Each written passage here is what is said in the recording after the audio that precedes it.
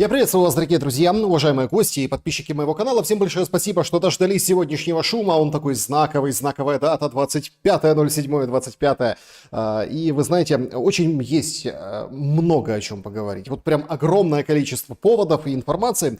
И, конечно, понять, а к чему все идет, а что будет дальше, а что происходит с Зеленским, ну и самое главное, с властью в Украине. Обо всем и об этом, и не только об этом, и о других важных речах, заявлениях, словах и процессах поговорим сегодня. Проект «Шум», для тех, кто уже призабыл и не помнит, это проект, где мы вместе обсуждаем все, что происходит. Шумим, так сказать, на информационной ниве. И делаем это очень и очень ярко и качественно. Традиционно, и как всегда, он начинается, наш шум, с очень классной игры в города. Что она из себя представляет? Вы пишете в чате трансляции, а если смотрите в записи, в комментариях, откуда вы смотрите. Если видите, что кто-то тоже смотрит, или слышите название своего города, страны, региона, в общем, ставьте лайк, пожалуйста.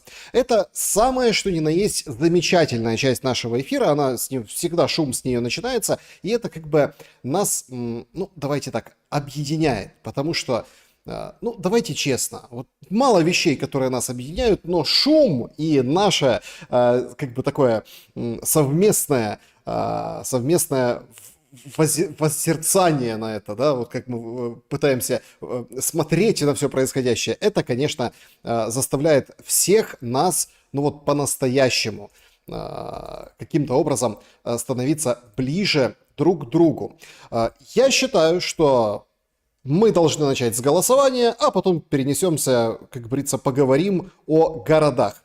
Значит, голосование предлагается вот такое. Согласились бы вы еще на один срок Зеленского, если бы был мир? Ну, все очень просто. Варианты да, но без Ермака и всей шайки-лейки. Ну, типа как номинальная фигура, он вроде как сидит, пускай сидит, бог с ним. Ну, там нормальные люди будут руководить, как бы второй шанс, да.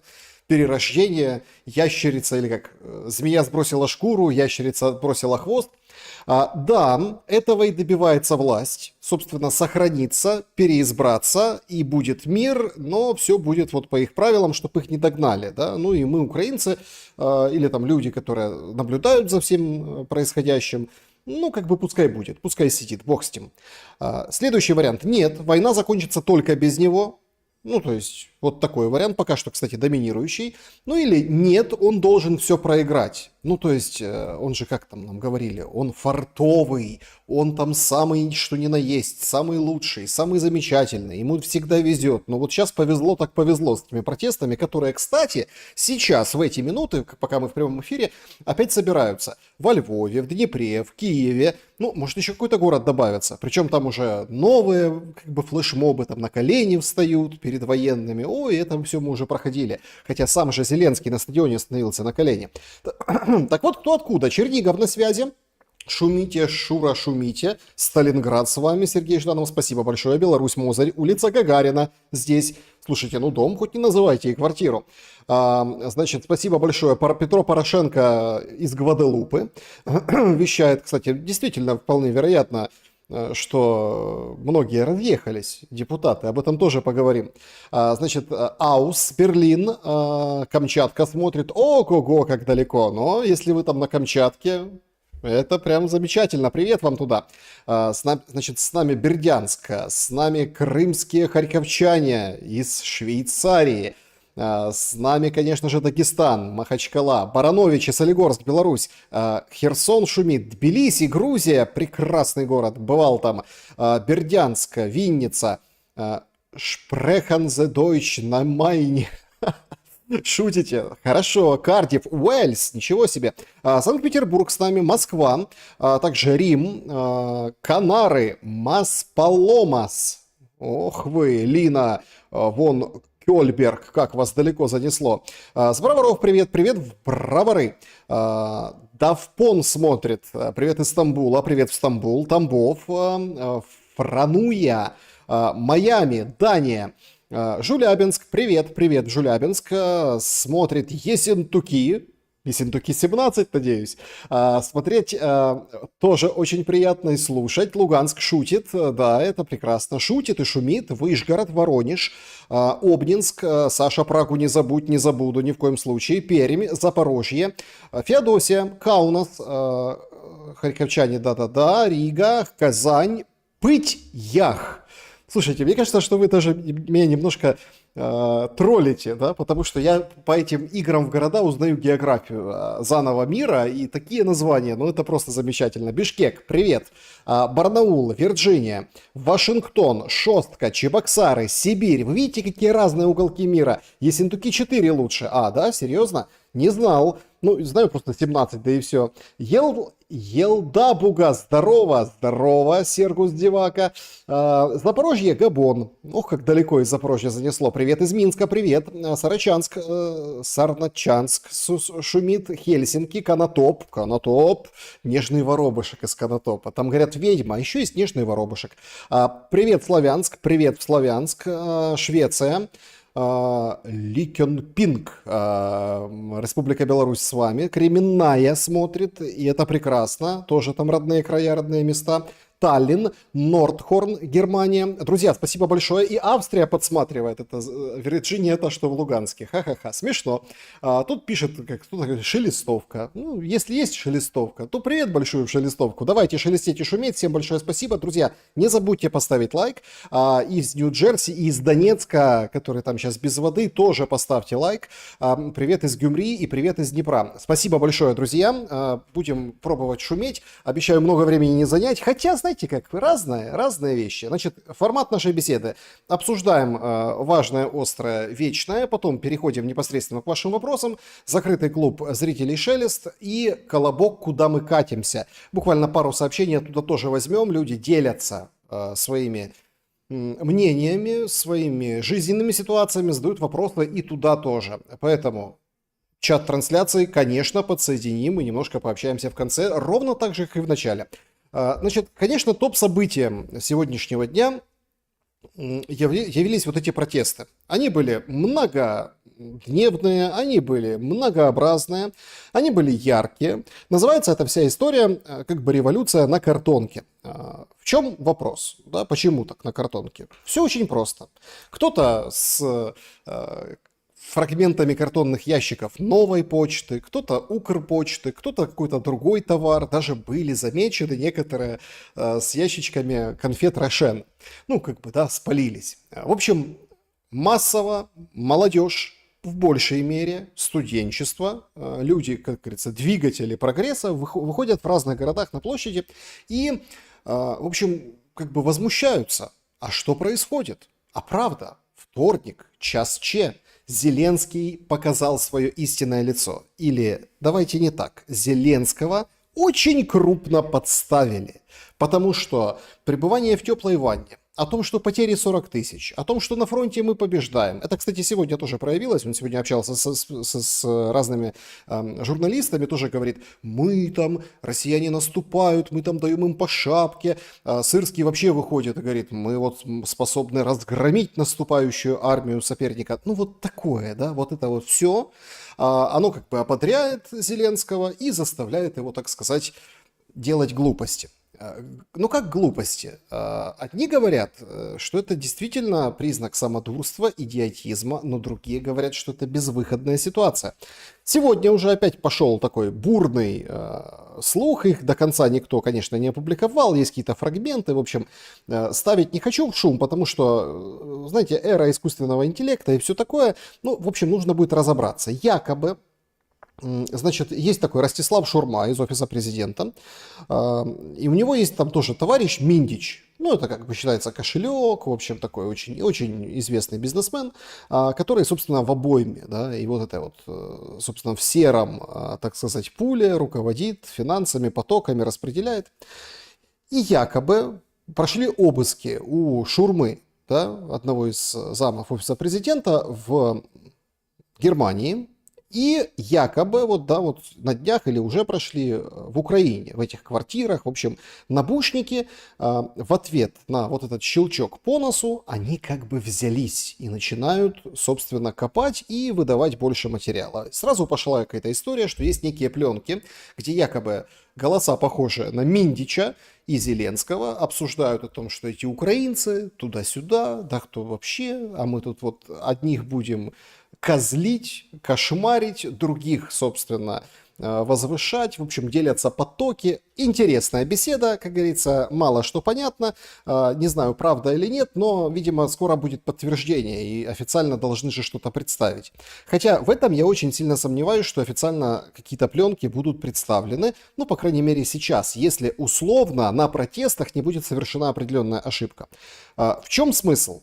Значит, Зеленского реально прищучили. У него реально загорелось, подгорело, и нужно было действовать очень быстро. Почему? Потому что во вторник все происходило неимоверно сумбурно. Значит, депутаты быстро голосуют законопроект, который подчиняет специальную антикоррупционную прокуратуру, и НАБУ антикоррупционную подчиняют генеральному прокурору.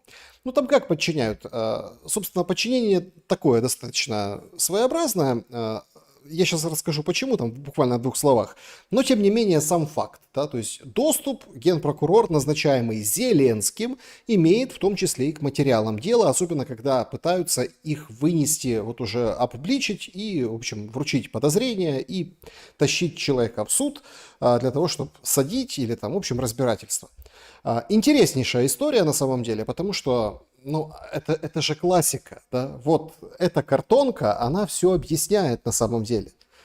Чернышов нас таки объединил. Значит, бывший министр национального единства, которое придумали специально для кума Зеленского, Ермашова, Чернышова, который там ездил, вот это вот его прищучили, а потом долго-долго решали, ходили, рядили, все-таки он вернулся, говорит, если ко мне какие-то претензии еще на прошлой должности, да, воровства и всего остального, я готов сотрудничать. Ну, в общем, суд вынес 120 миллионов залога, и он теперь под залогом на позиции вице-премьера, под залогом его выпускают. И, собственно, он какое-то время до смены Кабмина, вот этих перетурбаций, вот это вот он там находится. Чернышов действительно всех объединил, потому что это, конечно, нонсенс. Именно удар по Чернышову, а там же рядышком в спайке Миндич и все остальные, от НАБУ и стал вот этим триггером. Что было после? После натравили СБУ, натравили Генпрокуратуру, всех натравили, и начались повальные, скажем так, задержания, обыски. 70 обысков за один день провели Служба безопасности Украины и нашли, представляете, русских агентов. Классика. Классика жанра. Ровно так разгромили репутационно, ну, казалось бы, опять все-таки казалось бы. То есть сценарий один и тот же. Значит, Украинская православная церковь нашли каких-то попов, которые там что-то телефоны, граждане, какие-то литература непонятная с российскими флагами, портреты Путина и вот это все. Все, вся Украинская православная церковь плохая. Вот так вот. Значит, и вот по этой же схеме, в принципе, вот это вот провернули с НАБУ. Смотрите, все. Там российское влияние и так далее. И выходили и говорили, нет, и сразу голосовали.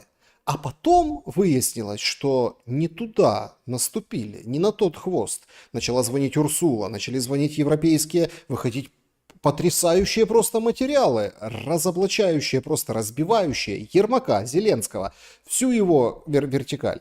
Ну и, конечно, Урсула, которая звонит и говорит, слушайте, ну как бы там вопросики по денежке есть, не будем выделять и помогать.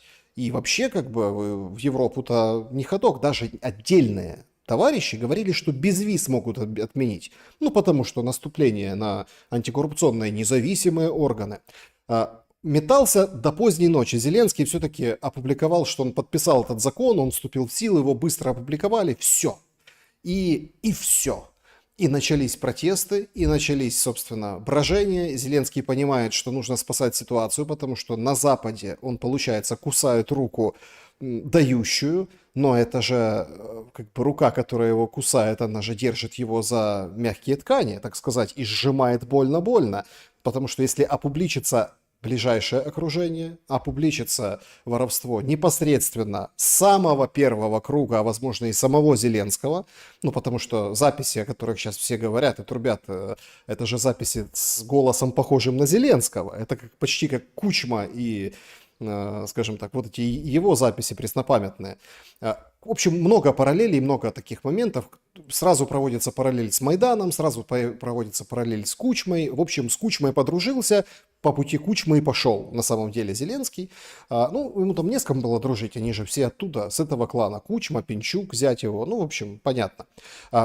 Но не туда, не на тех прыгнули. Нужно было решать как-то по-другому, но по-другому не получается, потому что у НАБУ такая структура, что... Ну, что же провернул Зеленский? Он собрал всех вот этих руководителей НАБУ и САП. Посадил, те говорят: о, хорошо, Зеленский, да, мы согласны, нельзя расшатывать ситуацию, конечно. Короче, НАБУ и САП, они поддерживают уже новый закон. Они уже обо всем договорились. А люди все равно буянят. В чем причина? Потому что глава НАБУ это, ну, формальная фигура. У детективов НАБУ есть очень серьезное, ну, как полномочия. Они вот так все выписано. Понятное дело, что они никого не ловили до этого. Это там не шибко эффективный орган, потому что все повязано, все это Украина. Но тем не менее, как бы процессуально они могут больше, и на них прямо руководитель надавить не может. Поэтому, ну, собственно, расследование может идти. То есть условия есть. Не было вот этой воли, а сейчас она вдруг откуда ни возьмись появилась, представляете? И даже злополучный The Telegraph пишет материал, в котором говорит, что елки-палки, ой-ой-ой, Зеленский должен уйти ради Украины. Он часть проблемы на самом деле. То есть на самом деле все зашло очень далеко. И судьба Зеленского правда на волоске оказалась. И поэтому он врубает заднюю. Вот эти ломы, которые начали хвалить закон, который проголосован и подписан, против которого вышли люди, они сейчас просто улетают в унитаз, потому что, ну простите, Зеленский предлагает новый закон. Ну вот как бы по-новому. Однако, все спросите, а что ты тут шелест? Законы, там законы. А в чем же вообще фишка? Есть объяснение, что за этот период, условно, там 31 июля пытаются собрать народных депутатов, которые разбежались, да, и, собственно, и там сейчас действительно идет очень серьезная борьба. Financial Times буквально перед нашим шумом сегодняшним публикует материал, где говорится, что 70 слуг народа не хотят голосовать за закон, который Зеленский продвигает, как бы возвращая. Они как бы говорят: подождите, в чем дело? Ну, некоторые, конечно, прямо сказали, что они ошиблись. Вот там Жан Беленюк, бывший борец, олимпийский чемпион, говорит: чувствую личную ответственность, не шукаю оправданий. Ну, в смысле, не ищу оправданий. Мое задание сейчас, моя задача помочь исправить ситуацию максимально быстро и прозрачно. Короче, все стали очень прозрачными, все там сразу посыпают голову пеплом, все пытаются понять вообще, в чем дело. Врубается определенный антикриз. Из антикриза как бы ничего пока не придумали путнего, кроме вот таких вот фотографий. Мол, смотрите, люди собираются на вот эти мини-майданы по стране и достаточно большой акции в Киеве напротив театра Ивана Франко. И вот им вот как бы в укор человек на фоне зеленки с автоматом из передовой: ждем на митинг на границе Днепропетровской области. Ну, он пишет Днепровской, ну, у нас сейчас там много по поводу украинского языка и русского. Короче, и названий тоже опять возникает эта дискуссия. В общем, военными пытаются как бы уколоть, совести призвать. Что ж вы делаете? Но тема действительно горячая. Зеленского эта тема может реально сбить, подмочить репутацию на Западе да так, что уже там есть ограничения по помощи, да так, что, простите, не выкарабкаешься. Особый, ну, конечно, флер производят такие верные сторожевые Зеленского Ермака. Выходит безуглая. Вчера это была фотография дня. Безуглая. Она написала у себя на планшете. Говорит: отставка Сырского. Ну и ее, собственно, там подвергли обструкции, ее просто унизили, растоптали. Вы видите, какие плакаты, безуглую в дурку, посылают куда нужно, по адресу. Какой-то там один из ветеранов, да, ее встретил и говорит, собственно, а что ты пришла? Проблема в том, что она голосовала за этот закон. Говорит, а что ты пришла? А я площадку хочу использовать. Она же против Сырского. Между прочим, это вот вчерашний был, да, вчерашняя история, но и сегодняшняя примерно такая.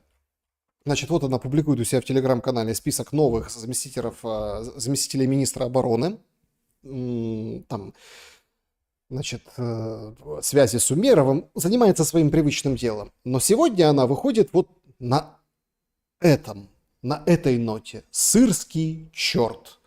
И, в общем-то, наверное, появится. Может быть, скоро даже увидим, а может и не увидим. Может, она просто сфотографировалась со своим планшетиком, написала и сказала, что вот я тоже присоединяюсь к митингу. Короче, задача вот этой всей публики перебить все и окончательно.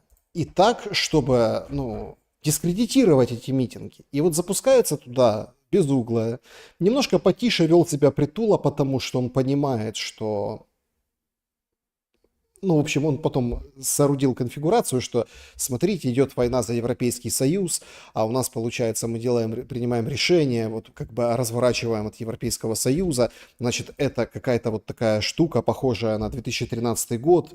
Зеленский там ошибся, все мы ошиблись, давайте вернем и так далее. Вот эти аллюзии на 2013 год, это, кстати, такая очень интересная тенденция. В общем, параллели проводят все.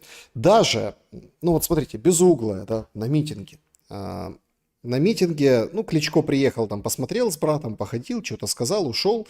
Все уважают протест. Все говорят, вот это общество, да, война, но нельзя, как бы, вот, чтобы россияне воспользовались. А так, конечно, пожалуйста, у нас демократическая страна.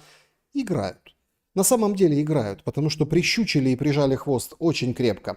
Евгений Клопотенко, это тот повар, который крутил в Киево-Печерской лавре голубцы.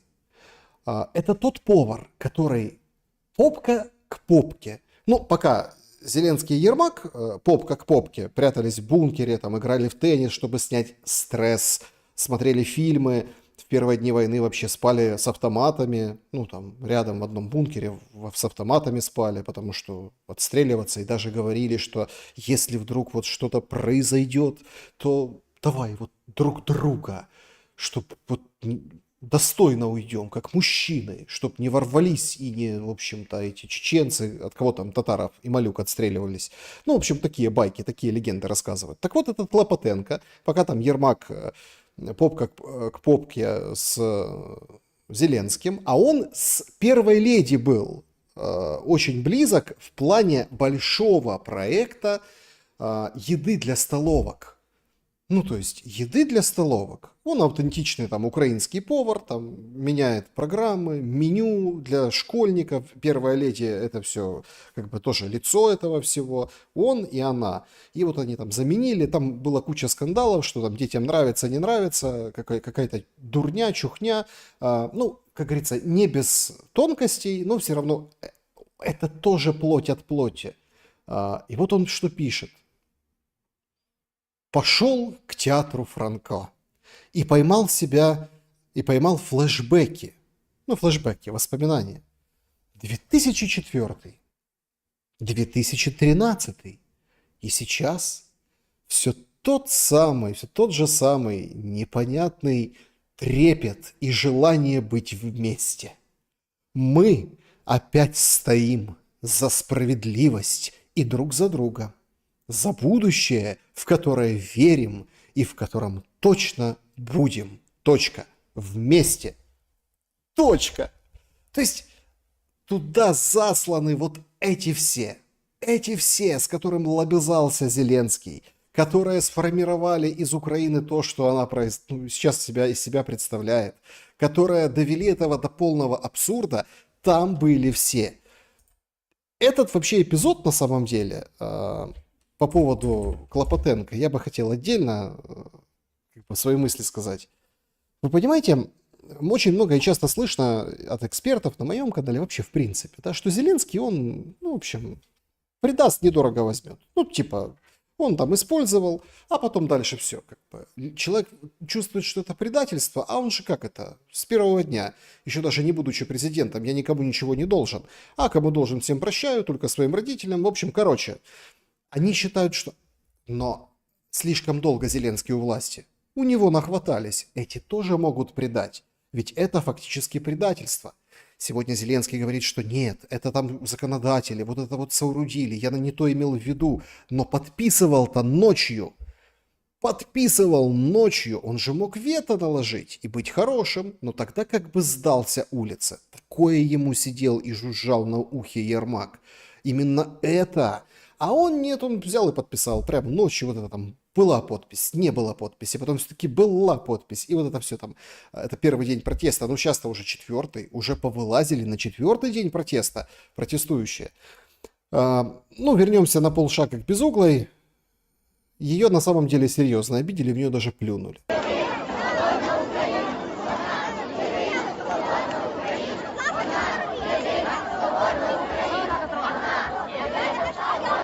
То есть какой-то школьник, так сказать, через плечо впереди стоящей женщине это совершил, ее там другая женщина пожурила, обиженная, безуглая, но она как бы, она вот Жанна Дарк от власти, она вот Жанна Дарк, вот она готова терпеть это все. Но как пошли слухи сегодня, что не шибко готов терпеть был Зеленский вчерашнее завершение протеста, потому что оно вчера, это действо, завершилось, ну, что-то очень похоже как-то на, помните, не капитуляции, надпись «Лох» на двери офиса президента, потом вот еще дверь офиса президента Мосейчук вытаскивала для своих пропагандистских репортажей. Короче, очень похоже было все.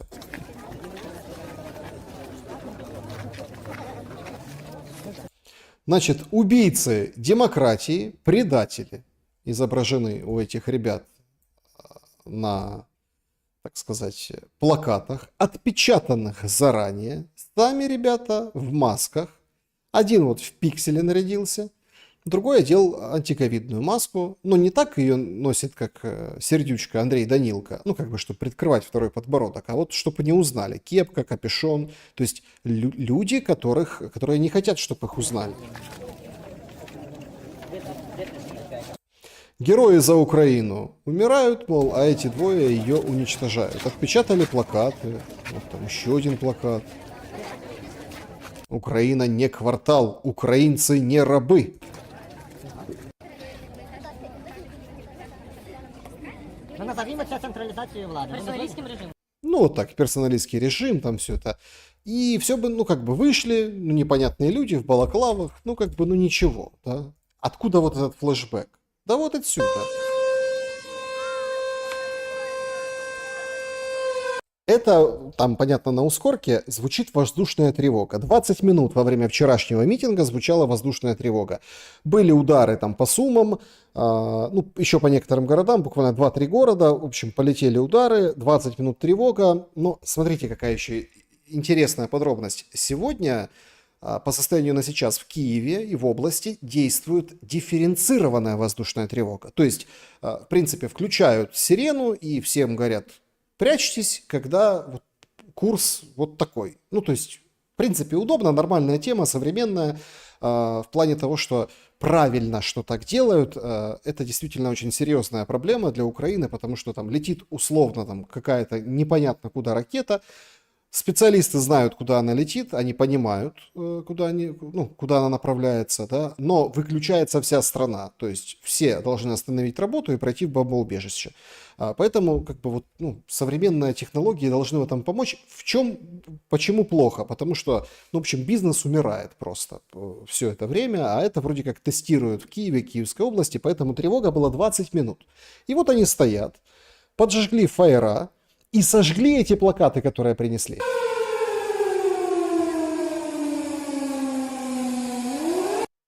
То есть Тревога закончилась, они потом продолжили. В общем, протесты продолжаются и сейчас. Люди собираются, ну, пока не так много. Сейчас, ну, будем получать информацию, конечно же. Они ближе к комендантскому часу, ближе туда собираются. Ну, чем темнее ночь, тем вот они ближе так сбегаются. А потом свет включают, они разбегаются. Ну, вот так. На самом деле, многие относятся к этим протестам очень и очень плохо.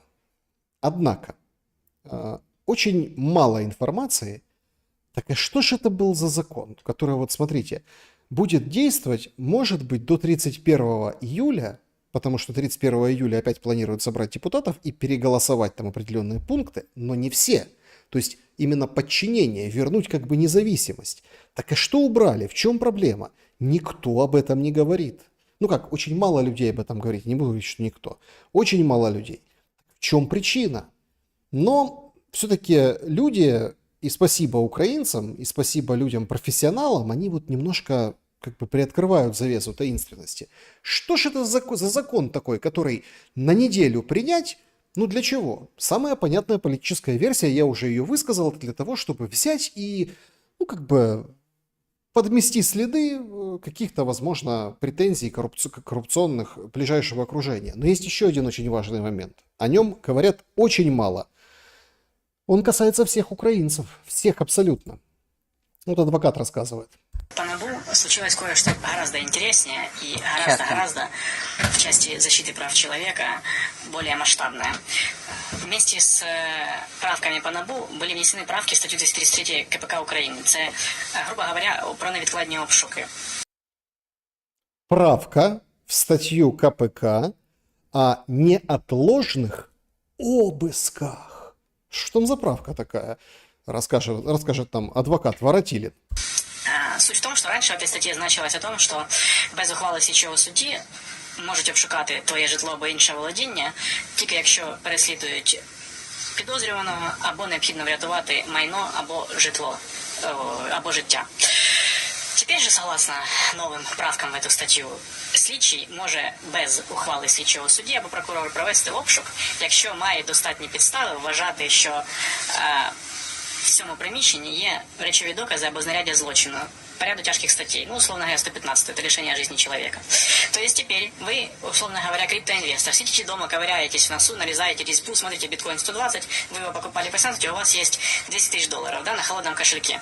А вы об этом расскажете своему непорядочному другу. А непорядочный друг рассказывает милиционерам. И опер пишет, когда раскрывается 115, о том, что жулик дружит с вами, с Васей Пупкиным. И у Васи Пупкина, скорее всего, оставался ночевать, и поэтому у Васи Пупкина может быть зарядье злочину. И в ходе обыска этого неотложного изымают у вас холодный кошелечек ваш, да? И говорят, братан, обращайся в суд дальше. А у вас-то лежат ваши биткоины сладкие на холодном кошельке, и вы не можете их снять, потому что ситка у вас осталась возле этого кошелька или нет, ее неважно. Да, не можете вы забрать, или наличку у вас забрали, вообще не имеет значения. А следователь приходит в суд и говорит, ну вот, наверное, это деньги, которые были украдены после убийства, да, надо же, наверное, арест наложить. Судья чешет репу, да, и смотрит 233-ю, и такой, ну, блин, чисто теоретически все законно. Рапорт опера есть? Есть, все, погнали. И арестовывают ваши денежки, и вы сладенько причмокиваете, потому что денежек у вас больше нет. То есть, ну это про биткоин, это, понятное дело, может быть в аудитории имеется в виду такой. Там вчера был праздник этих всех криптонов. Вопрос не в этом. Оформляется полицейское государство. И оно оформляется. И это НАБУ будет независимым, они откатят, переголосуют и скажут, вот, кто ничего не делает, тут не ошибается, мы вот хотели. Ну вот там правочка одна, и все, обыскать могут любого. Повод найдут, связь найдут, забрать все, что угодно. То есть получается, что у нас возвращается не просто, знаете, все шутят там, большевизм. Все нормально. Ведь у НАБУ была очень серьезная претензия. Говорит, смотрите, а что ж вы делаете? Без решения следовательного судьи, без каких-то санкций. Просто пришли и начали обыски. Ну, потом там начали говорить, смотрите, это же там госизмена, поэтому там можно, да? А сейчас можно всем. Любой мент может прийти к вам с обыском без каких-либо разрешений, мотивируя тем, что вы там, грубо говоря, проходили мимо И улыбнулись какой-то клофелинщице, а та перестаралась, и все. Ой, тяжелая статья.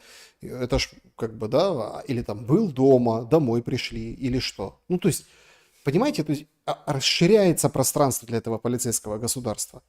То есть, очень интересно, зачем это делается. А эта вертикаль и эта система сейчас просто разрывает.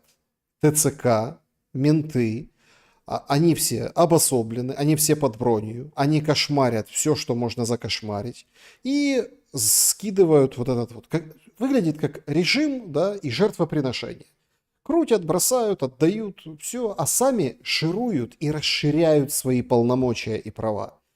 А это вся вот эта шумиха, это, конечно, да, очень интересно политически, но если посмотреть глазами или под ракурсом вот снизу, с маленького такого обычного украинца, какого-то там ФОПа, какой-то там, не знаю, предпринимателя, магазинчик кто-то держит, или у кого есть чем поживиться, ну так пожалуйста. Вот такая вот замечательная история. Ну, по поводу поп как попки Ермака и Зеленского сегодня было много, и видео отдельно там мы обсуждали это все. Перейдите, посмотрите прошлое видео. Вообще, конечно, очень интересный на самом деле эпизод и момент, ведь это все рассказывает Сибига о том, что они там все вместе, у них такое...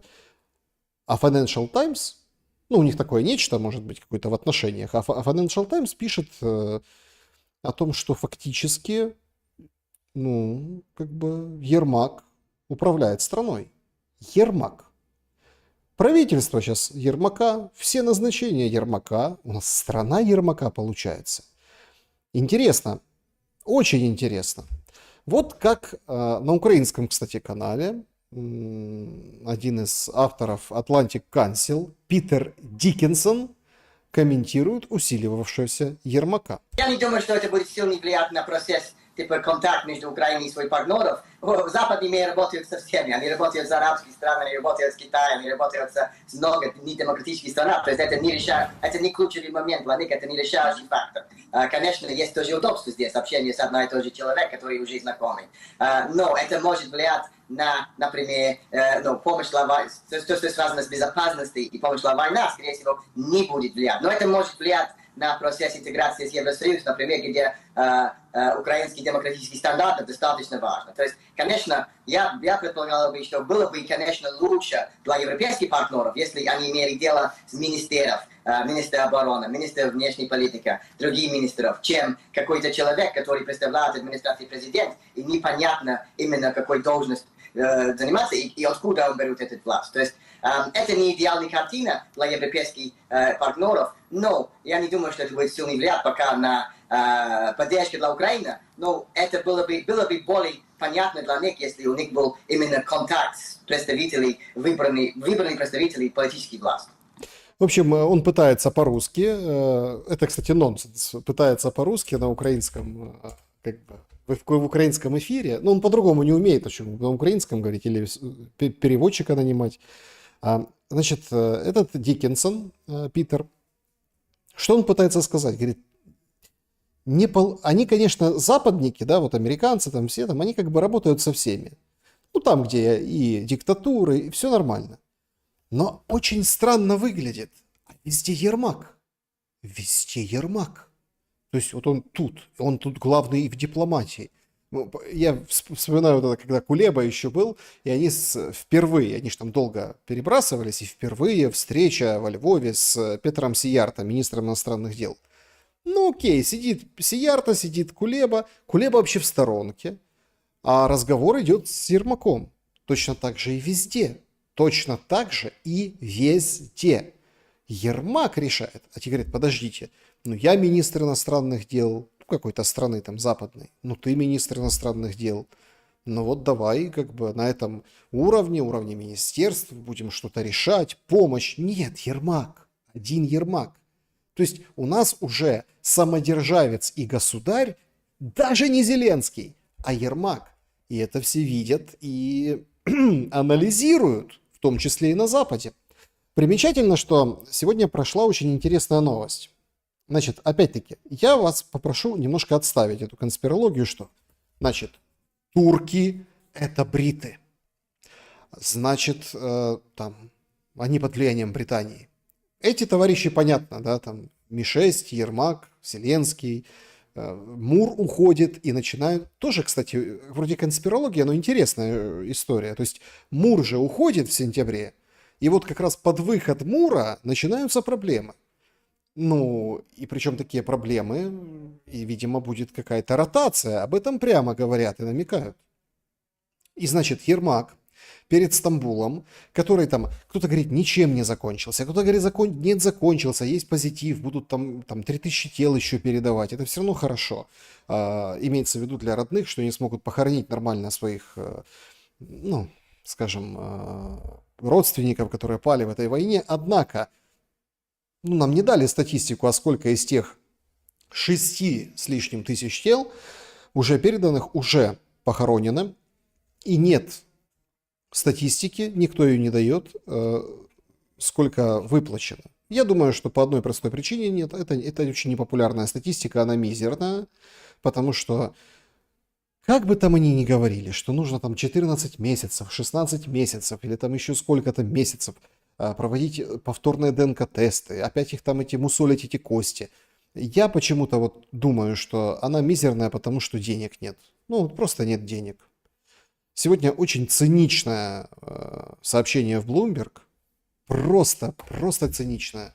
Значит, Зеленский будет просить у Европейского Союза дать денег больше. Зачем? Чтобы было с чего повысить зарплаты военным. Представляете?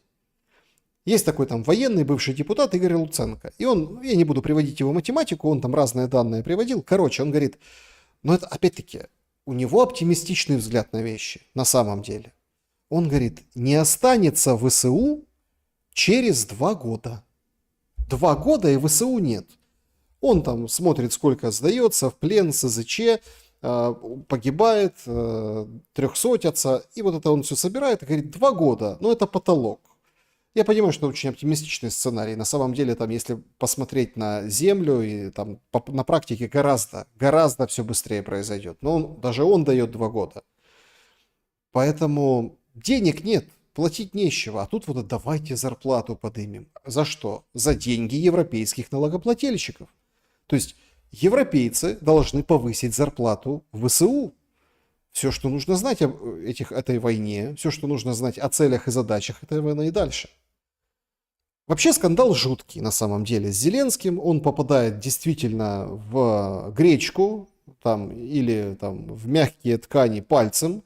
Причем так глубоко попадает. Причем это может даже не фигура речи. Это вот правда. Беда. Но что он делает? Начинается быстро хорошая игра. Ровно как быстро принимался вот этот закон, чтобы увести из-под удара своих же. Они думали, что они там, ну, включат ломов, там чего-то где-то, никто ничего не поймет, пока там до Европы дойдет, когда жирафа это, никто ничего не осознает. Никто не ожидал этих протестов. И сейчас надо быстро замазывать картинку. Ну, это как поранул что-то, ляпнул, а потом быстро начинаешь что-то делать другое, отвлекать внимание, махать руками, а вот здесь там, а туда посмотри, а сюда посмотри. А на самом деле все, ты обгадился. И сейчас это делает Зеленский. Значит, ну, я не хочу там, понятное дело, все-таки люди воевали, люди старались, не хочу показывать фрагмент. Он сегодня, это только сегодня, из его ленты, он сегодня и побывал в госпитале. В госпиталь поехал. Ну, вот четко, беда, репутационная задница. За Телеграф пишет, Зеленский, уходи, или ты, или Украина.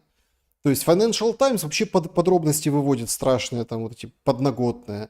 Опять-таки, сами же, по идиотизму, по своему же, разогнали вот эту гей-историю с Ермаком. Сами же, устами Сибики. Смотрите, знаете, о чем подумал? Ну, Сибига, наверное, на английском давал комментарий. Они же там как журналист Financial Times позвонили или там связались с Сибигой. И тот, наверное, на английском пытался ему что-то рассказать. И вот как рассказал, так они и написали. Спали там в одном бункере, автоматы, вот это все. Играли в теннис.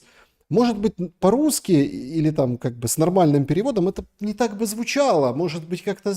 Ну, что там... Сибига у нас же классный министр. У нас вообще министр иностранных дел с таким плохим английским. Залужный, о нем сейчас тоже вспомним, тоже так себе английском. Но тут поднаторел немножко. Видимо, готовится к смене Ми-6, чтобы как-то вернуться в Украину на белом коне. Так вот, Зеленский и там, и с этими встретился, и с теми встретился, и с журналистами, и вот дает, и начинает максимально светиться. Отдельное внимание, конечно, следует, уделить его заявлениям победным, это понятно, но кроме победных есть еще вот это посещение дронового завода. Значит, Зеленский на производстве дронов смотрит, смотрите, 3D-принтеры, Шмыгаль здесь. Я зачем вам это все показываю? Ну, во-первых, масштаб, да, производство. Смотрите, сколько всего. А тут же эти дроны и те, которые там ездят, типа сухопутные, наземные, да, есть еще там другие дроны, эти же дроны-перехватчики, вот эта бульба, которая там выскакивает, она там, показали же, как дрон-перехватчик Ланцет сбил. Ланцет, правда, не реактивная герань, ну ладно, сбил и сбил, хорошо. Було таке виробництво унікальне, вважаю, що геніальне. Стільки людей працює.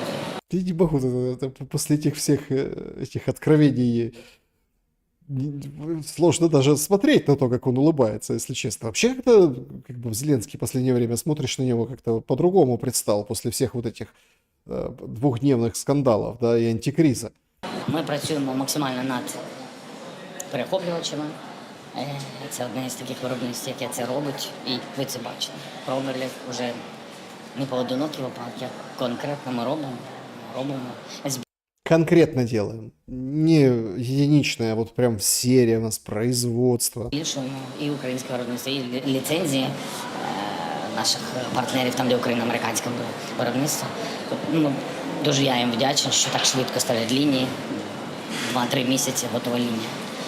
2-3 месяца готовая линия по производству того или иного дрона. Американцы.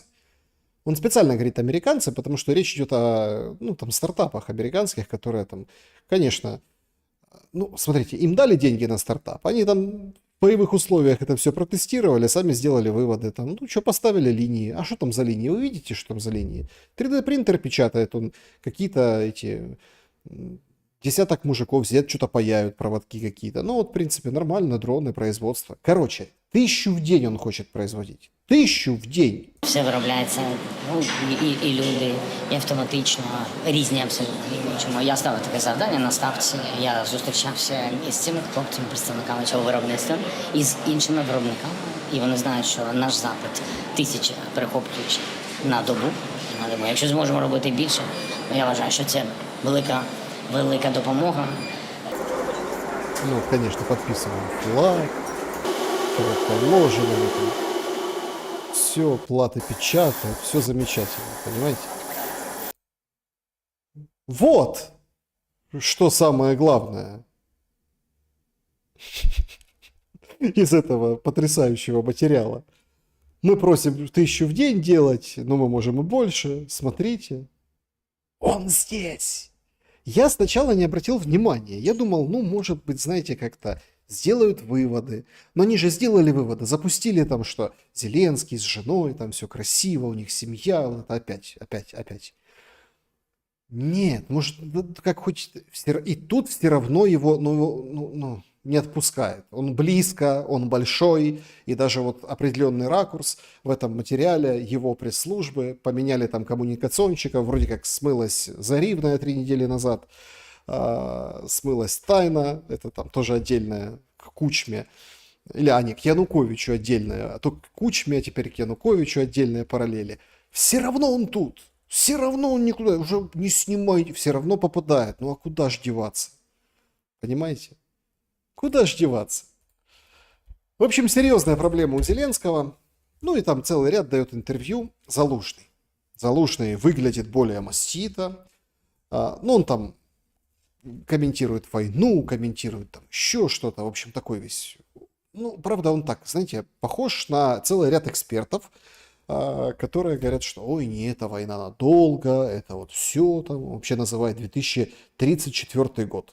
2034 год, как дата окончания войны, Ну, он фигурирует в разных прогнозах, но это типа, это если эта война станет вдруг войной России против НАТО. Знаете, нет, я с уважением отношусь к этим людям, которые действительно, они вот это все, ну, как прогнозируют, вычисляют, там свои какие-то делают эти. Но мне кажется, это не будет этого вообще. Вот от слова вообще. Потому что таких дураков, как у нас, таких долбней, которые, ну, они же как воюют? Они же там видят, что не теряют город, они же с города не уходят, да? Ничего страшного, разбомбили, все, в Ухналь. Вот. Видят, что там гражданские объекты. Ничего страшного, гражданские объекты, там, поставим рядом гаубицу, еще чего-то. Вот. Или еще больше, там, были же случаи тоже, показывали, рассказывали, что ставят муляжи. Помните эту тему с муляжами? Ну, не ставят муляжи. По муляжам бьют. А что в городской черте, а не в поле? Ну, потому что смысл муляжа в поле? Да? То есть, так же, это же война идет. Война вообще идет по другим правилам на самом деле. Ужас, конечно, что происходит в этом отношении. И таких дураков нет. Так воевать с Россией. Нет таких дураков. То есть, ты видишь, ты теряешь населенный пункт, уходишь, все, сохраняешь людей, сохраняешь армию, эвакуация, все дела. У нас же, видите, война превратилась совершенно в другое. Нет, конечно, сейчас есть там областная администрация Донецка, говорит, Краматорск эвакуируйтесь, а Доброполье эвакуируйтесь еще раньше. Ну, давайте, раз уж так заговорили о фронте, буквально там, как говорится, ну, в общем, пару кадров, да, с карты Deep State, которая тоже там обновляется с трудом, как говорится. Что примечательно и что важно из обновлений на этой карте? Это, конечно, вся история, которая проистекает вот на этом клочке земли. Значит, вы видите, да, Запорожье и наступление. Наступление плавнее уже под контролем Российской Федерации. И здесь уже, ну, давайте вот так приблизим. Да? Таким вот образом попробуем, чтобы было, чтобы было лучше видно. Вот таким вот образом. И, ну, то есть, плавнее, и здесь уже идет атака конкретно. И эта атака идет, вот она идет на Степногорск.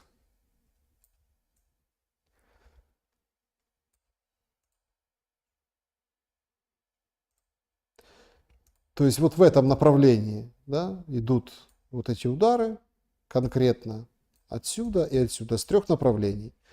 Шарашат, отсюда бьет артиллерия через речку. Вот здесь, в Каменском, уже попытки захода и прорыва. Вот такая ситуация вот в этом Степногорске. И получается, что, ну, давайте так, проблема действительно острая. Плюс, конечно же, да, продвижение вот в самом Каменском и Яблунивка. Лабьюнивка, Яблунивка – это уже совершенно другое направление. Это вот зафиксировано сегодня как бы официально. Это Константиновское направление. Здесь вот водохранилище вот это. То есть Константиновка в полуохвате и Покровск, в котором уже конкретно идут бои.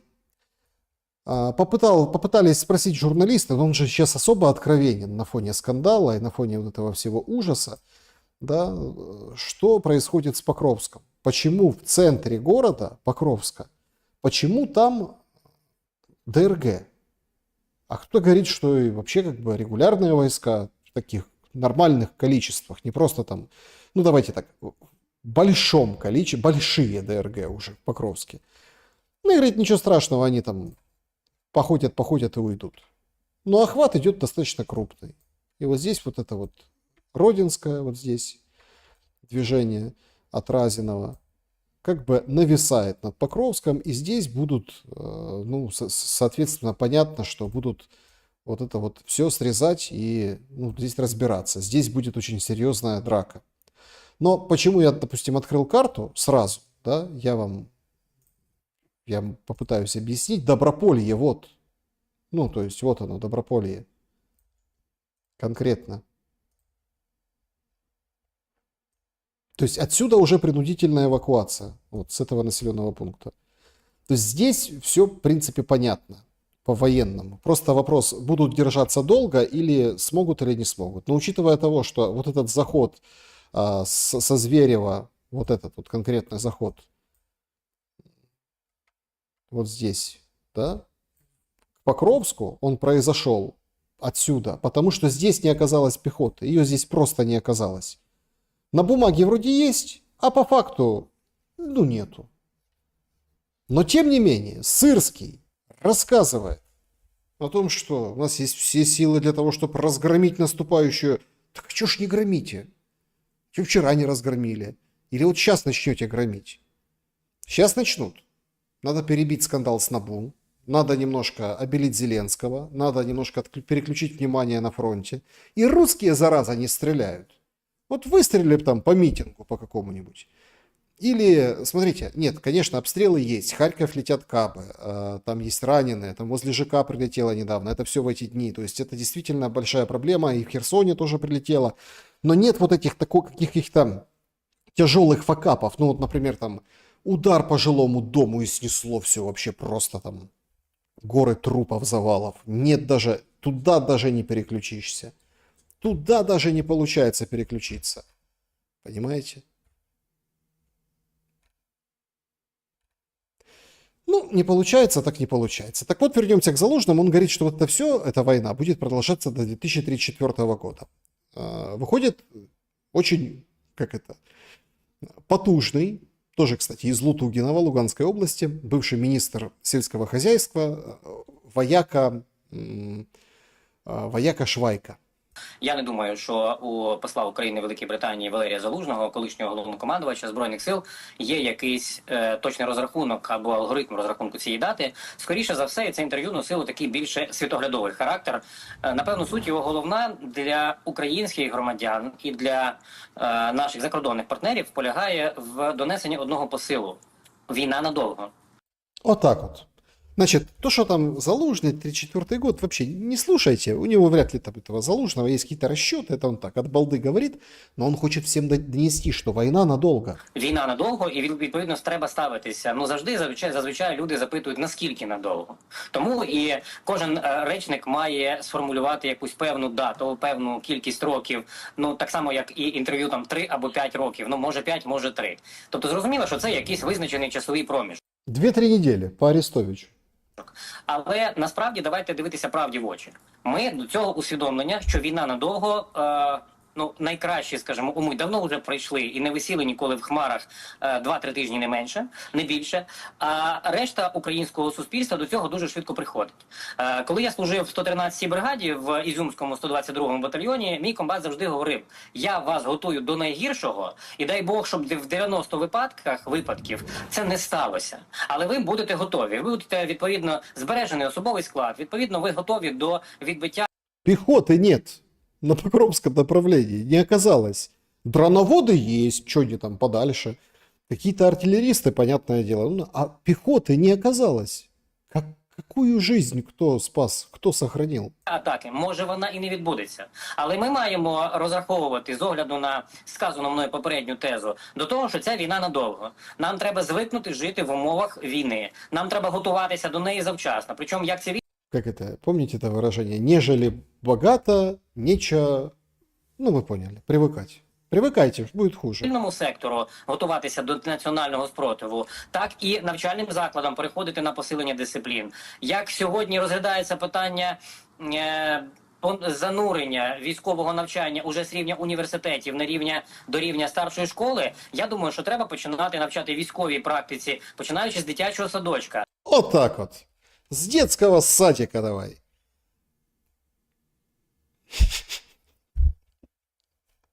То есть вы понимаете, какой идет вот этот Но вот этот лютый понос в головы. С детского садика давай. Давай. А что там в детском садике? С ясельной группы я предлагаю. Я предлагаю, пускай сидит тут это и там голосом искусственный интеллект его поймет, управляет дроном. Вот это вау, вау, вот это, а он, вау, вау, это знак Украина, значит, пускай кричит. Ключова теза, напевно, про яку ми сьогодні говоримо, це є війна надовго. Війна надовго, вона може міняти свої фази. Сколько раз он повторил уже, это война надолго? Это вот эти башни, как у Стругацких, это вот башни пропаганды, вот это война надолго, надолго, надолго. А ты верь, сиди и верь. Може бути мирні перемовини, може бути певний період миру. Але поруч з нами Бог нам послав такого сусіда, з яким не доводиться розраховувати на те, що якийсь тривалий час ми будемо жити і вести свої відносини через усвідомлення лінії державного кордону. Наш північно-східний сусід завжди буде намагатися його порушити, бо для нього саме існування української держави, воно вже є викликом для його, в принципі, сутності. Вот так вот. Мы, значит, как государство враги, мы вообще... а как мы вообще до этого жили? Ну, как-то жили, а тут вот прям стали, ну да, уже 3 года, и война надолго. Антироссия. В классическом виде. Все. Но, как бы, понимаете, в пропаганде, же как надо сказать, что это не мы антироссия, не Украина антироссия, а Россия антиукраина. Когда при этом в этом тезисе попытаешься как-то просконструировать нечто, ну тогда да. Это вот как, знаете, это как вот проблема вчера была с Старлинком. Первые сообщения какие? Все, зрада, Маск отключил Старлинк.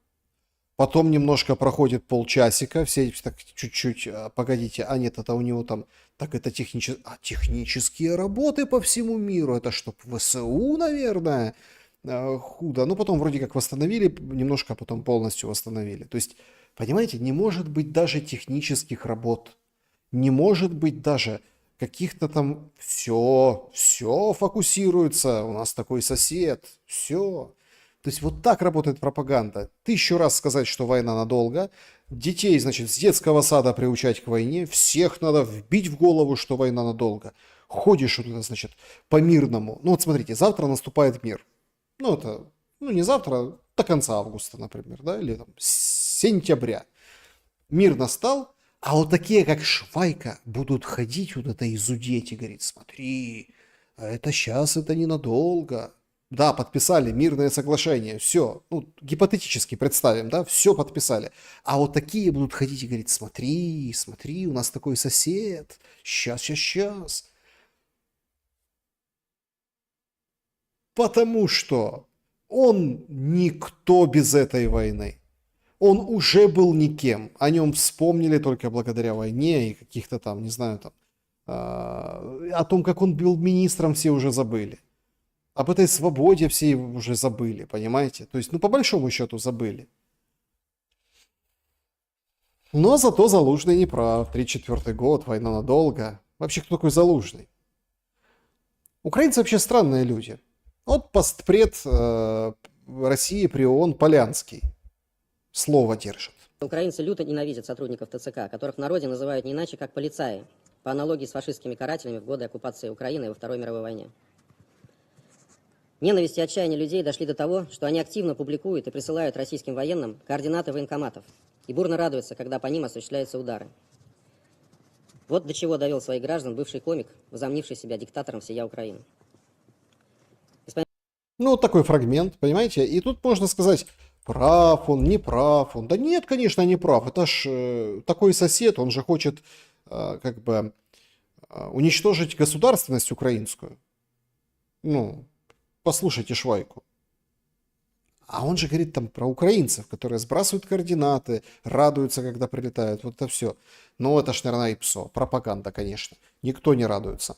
Все наоборот. Только за. Я хотел как бы вам тут поставить по поводу там... Тут очередной вышел Верес, говорит, что в общем, круговое на Махалова, в общем, мы проигрываем войну. Но это все делается таким отборным матом, что даже на украинский язык не спасет. Тут все понятно. Украинский язык, он же ж какой? Своих матов особо нет, только так ругательные слова, там, жаба, гадюка, туда-сюда, понимаете? А мат-то русский, ну и поэтому, как бы он его по-украински не пытался сказать, слово «далба», «привет», то есть все равно понятно, да? Но это как бы отдельная окопная правда, это вот такие командиры. Но тут же вот для тех, кто скажет, что Полянский говорит, ну, выгодную для Российской Федерации ерунду, бред, деморализирует. Хотя площадка ООН, да, ну, это не для деморализаторства используется, это как бы для влияния извне, для того, чтобы заявить эту ситуацию другим странам, рассказать. Не россиянам, не украинцам, а как бы другим странам. Но вот в чем он не прав? Вот, пожалуйста, Суспільне, з Львова. 2 місяці тому мобілізували більше як половину особового складу добровольчого формування батальйону «Лев». Значит, это Львов. Там есть добровольцы. Они составили батальон «Лев». Что делает этот батальон? Пару недель назад, недели 3-4, запустили прям активную такую промо-компанию. Вот вы сейчас много слышите вот эти контракты 18-24? Вообще не слышно. Ну, потому что пшик. Потому что не справились они с этим выхлопом. Вот это их и прикрывают потихоньку. И уже там, когда приходят 18-24 военкоматы, уже их как-то вот по-другому оформляют, совершенно без этого миллиона, потому что, короче, не срослось. А это было, ну, это было весной. А вот несколько недель назад запустили другую историю, что, значит, ты, ну, например, ну, у тебя 3 детей. Тебя не должны, по идее, мобилизовать. Или ты там по возрасту не подходишь. Или ты, я не знаю, там, ну что-то, больной какой-то человек. Не выздоровел еще, на ВЛК не попал. Ну, в общем, что-то такое. Но ты хочешь родину защищать. Значит, иди в добровольцы. И в этих добровольцах сбивай дроны. Тебе пулемет дадут. Пулями будешь вот такими стрелять, которые залетают и выбивают окна за там, несколько километров от места твоего выстрела. Там, тебе, может, еще какую-то там, еще что-нибудь дадут, да, там такое. Где, кстати, лазеры украинские? Помните, я показывал вам давно еще там это лазеры, украинские лазеры. Хорошая штука. В России показали прям испытания с этих лазеров, да, а в Украине где лазеры? Нет лазеров, хотя вот демонстрировали ГУР, говорили, смотрите. Короче, батальон, ты идешь туда, тебе обещают 100 тысяч гривен зарплаты. Нормально. То есть хорошую зарплату обещают, и ты такой, у тебя там все нормально, ты же красавец просто. И вроде как при деле сбиваешь дроны, сбиваешь ракеты, ты в добровольцах. Так вот этот батальон «Лев», что-то с ним не то. А що? Захищати країну на фронт поїхали всі учасники, які не мають офіційного бронювання або відстрочок. Все. Пришли 500 человек в этот «Лев» во Львове. И все пошли на фронт. Почему? Потому что нет у них отсрочек и брони. А «Лев» — это не броня. Нет у тебя брони на предприятии. Там, где ты там на работе ты числишься, не является твой ФОП, как у Вакарчука или там у Бумбокса, критически важным во время войны предприятием. Все. Значит, хочешь ходить? Ну, всех мобилизовали, в общем. Некому небо защищать, Львовское.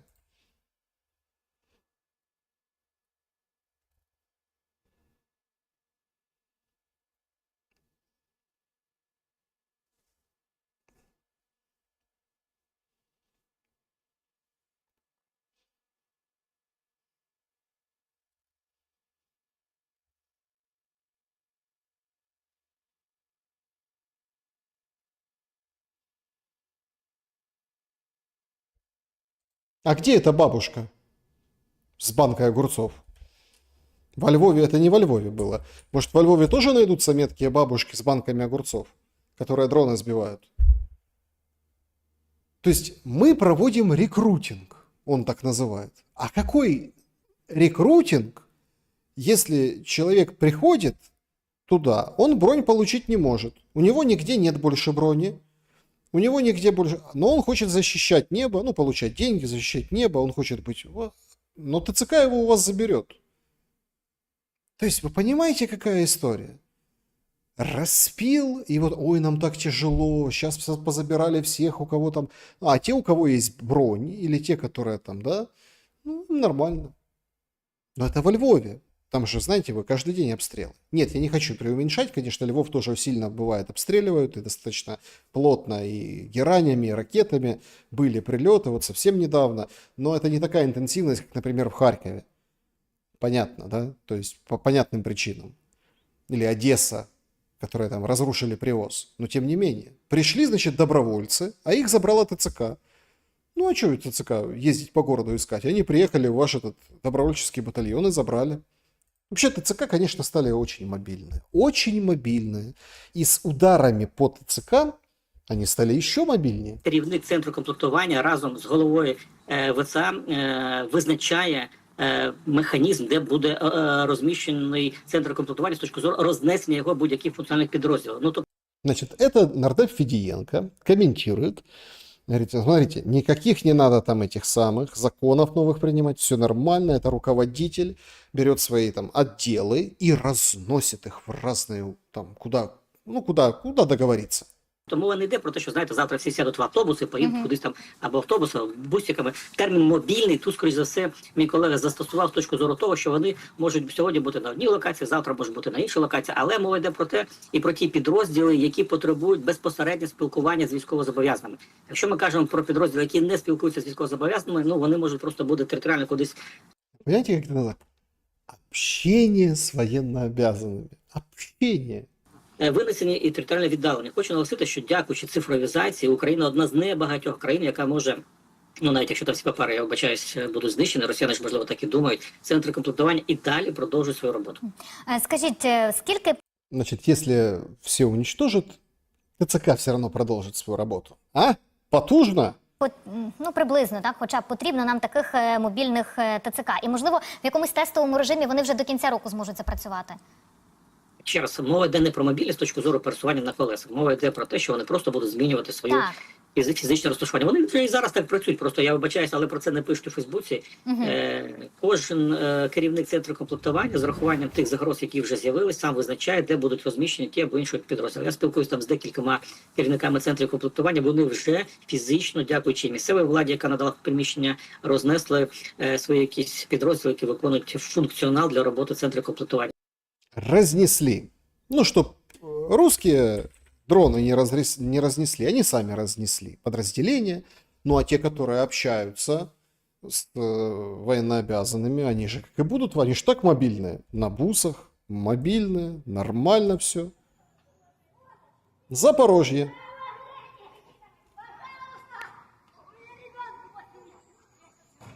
Кричит, ребенок в машине, вышел, еще там кричит. Короче, Запорожье. Женщина вцепилась. Все в лучших традициях.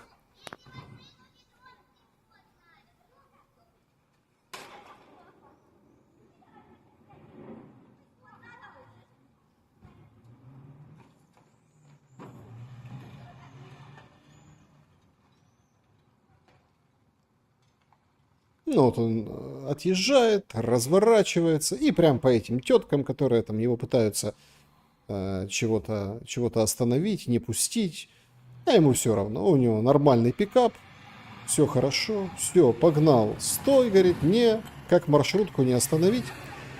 Мужик вышел с собакой погулять в Запорожье, это сегодня был. С собакой вышел погулять.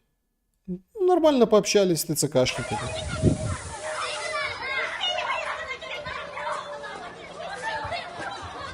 А это Львов. Смотрите как. Как в джентльменах удачи. Вот это, оп. И догнать никто не может. Львов. Может, это тоже участник батальона Лев. Вот этой доброволец, который сбивает дроны. Все, нормально убегает. Не хочет общаться. Но вообще, конечно, эти ТЦКшники очень общительные. Ну, прям очень общительное. Вот общение ТЦКшников, которое, Ну, хотели радостью, наверное, какой-то поделиться. Оно же как обычно, выпивают, когда радостно на душе, когда хорошо, праздник когда какой-то, да? То есть сразу вот как-то так приободряешься. Вот и домахались пьяные ТЦКшники к парню. Армія плюс є? Армія плюс. Військовий? Ну, яка вам різниця? Я вас не знаю, ви навіть не представилися. А я не буду. Хочете загриміти зі мною піти? Пане, Хочете і поїхати в часик? Пане, Ефір познімати, а? Йдемте, я зараз покажу вам документи. Давай. Спочатку отрезвійте, а потім Чуєте? ми поспілкуємося. Чуєте? І ще раз не чіпайте мене. Я вас Говорю, не чіпаю. протрезвійте. Я вас...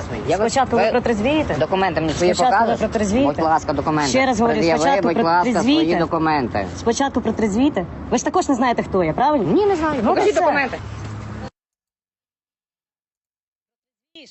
Поспілкуємося. Поняв? Ще раз говорю, протрезвієш. Протрезвієш. Дивіться, я до вас ніяких претензій не маю. Я розумію, ви відпочили?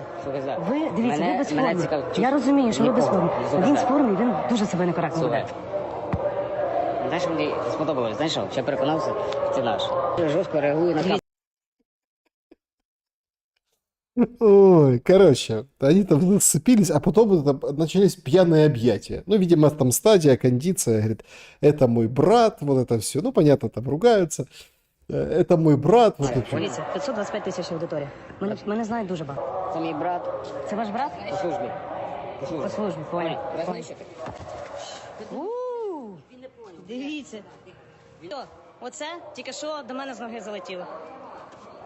Я з тобою нормально спілкувався? Я з тобою нормально спілкувався? Там навіть не коліна перед тобою. Блядь, ну клянусь мені, перед Богом. Блядь, ну чесно, клянусь. Це вже люди побачать. Долбойоб чи що? Ну, все, понятно. То есть это уже обнимаются, ногами бьют. Нормальные ТЦКшники, что, документы проверяют. Это мой брат, вот это все. Все как у людей, понимаете, понапиваются и давай как бы внеурочно работать. Да, и ударили хлопца, и обняли, и приголубили. Это армия, детка, чего, привыкай. Ну, выпил, ну ничего страшного. Все же смотрели фильм ДМБ. Там тоже все так и происходит. Просто что все нормально, только 4-й год война лютейшая. Ну, вообще, когда пьяные ТЦКшники, наверное, они добрые все. Трезвые не очень. Вот отец в Кривом Роге пришел к военкомату, куда был бусифицирован его сын. Пожилой уже, все, волосы седые, старенький. Выезжал бус из ворот военкомата, и он что-то сказал водителю. Ну, вот и получилось. Ну, понятно, тут уже теперь уже все дворы возле ТЦК тоже секретят. Ну, это вот, смотрите как. Полицейский там рядышком стоял, ну, этот дед, так сказать. Его отмутузили. Ну, вот он и пошел. Вот он и пошел, так сказать, в бус. И нормально. Нормально. Так что этому блогеру с аудиторией, который там 520 тысяч аудитория, ему еще повезло. Аудитория не спасает абсолютно. И селебритис тоже попадают под это. Если вы думаете, что не попадают, то зря. Вот сегодня пишет нам пресса. Работники ТЦК остановили сына Ива Бобула. И тот жестко отреагировал. Хочется подойти и дать по морде. Понимаете? Если уже Ива Бобулу хочется подойти и дать по морде, значит, глубинный украинский народ, вот эта мобилизация и этот ад достал уже полностью. Достал. От що він сам Ніхто розказує. не знає, які закони приймаються. Мені дуже не подобається, що зараз робляться ці ТЦК, як вони ловлять хлопці, б'ють їх в машину і гонять. Ну, люди добрі, це ж куди ми котимося? Як ми можемо казати демократична держава? Ну, робіть якісь закони. Хлопці, робіть якісь закони. А по-перше, а чого не забрати цих ТЦКшників і туди на війну? Вони вже готові. Как? Подождите, они ж с войны пришли. Вот эти все. То дерутся, то обнимаются. То стариков бьют, то еще кого-то. Ну, не, ментов нельзя, ментов никто не учил. А ТЦКшники, да. Чому не взяти якісь там 1000-2 міліціонерів, які теж готові, вони ж проходять кожен рік чи 2 рази в роки проходять то, що треба стріляти, бігати. Чому? Є якісь, для мене це не є зрозуміле. Я нікого нічого не накликаю, просто для мене не є зрозуміле. Абсолютно. Чому так? Мені, от коли я бачу, коли ламають хлопця і таскають, може, мені хочеться піти туди і дати по мордам цих хлопців. Як? Бо як він піде воювати? У нього буде тільки одна думка. Я вернусь додому, дасть Бог, я тебе знайду, я тебе вб'ю. Мені здається, так всі так думають.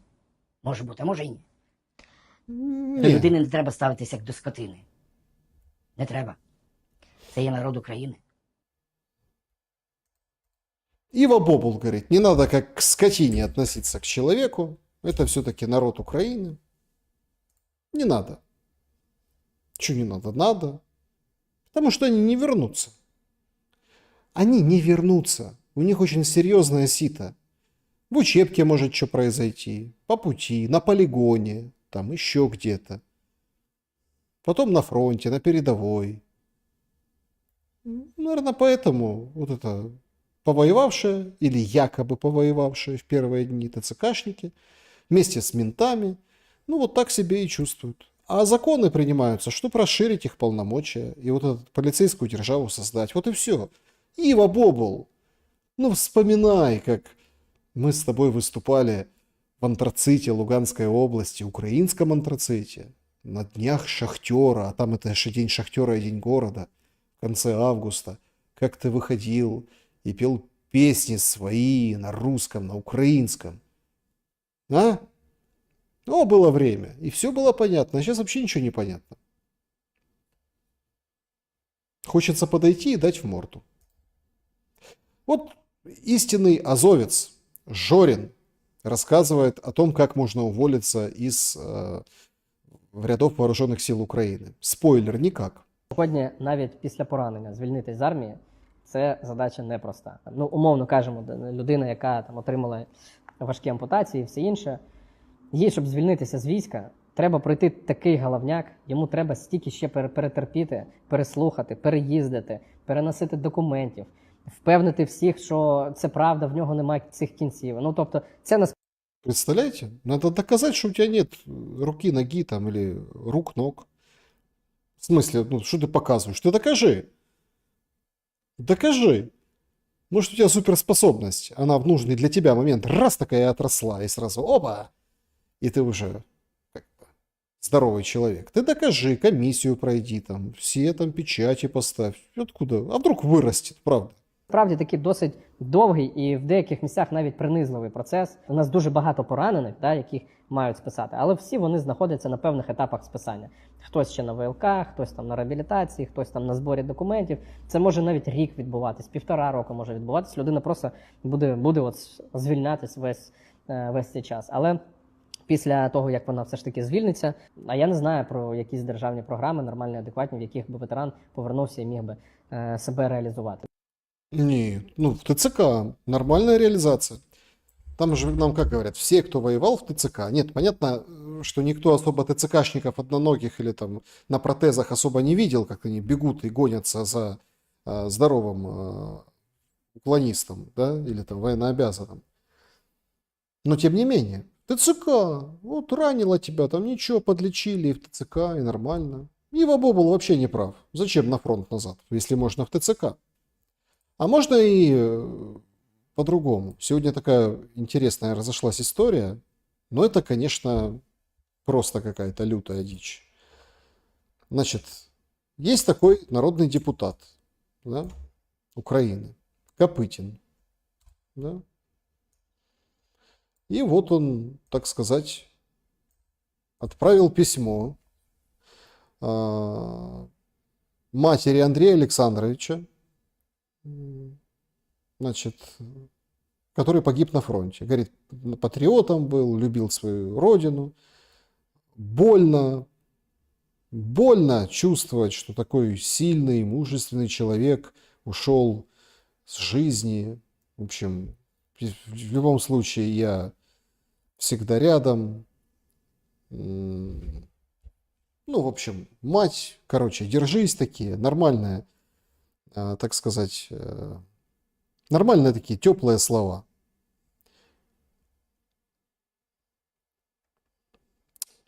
подбираю слова просто. Ну, понятное дело, что может это он, может это не он, может это за него. Этому депутату, как бы Игорю Копытину, он вообще родился в Польше, в Одессе учился. У него 2 детей, 2 сына, Егор и Владимир. 44 года, ну, все-таки в полном расцвете сил. В принципе, нормальный возраст, чтобы, так сказать, по Николаеву он избирался. Короче, в конце приписано. Текст написан на правильном украинском языке, очень тепло и эмоционально, с акцентом на героизм. Если нужно выжать еще больше слез, сразу пиши мне. Так ему ответил на запрос о подобном тексте слуги народа Игоря Владимировича Копытине.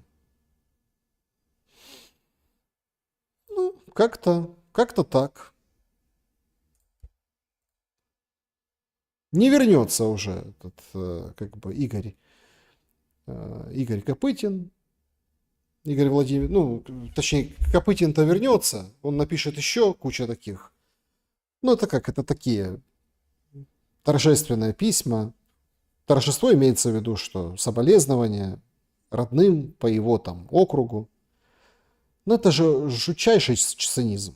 Понятное дело, что это депутаты все знают, это никто не пишет, это пишут там какие-то помощники, это все такой пиар на низах, это вот эксцесс исполнителя, но все равно обидно, что получается твое имя, твою подпись. Какой бы ты ни был депутат, там он из обшарпанной Николаевской там, квартирки переехал в особняки за время депутатства, никто его мало вообще кто отсвечивал и знал этого слугу народа.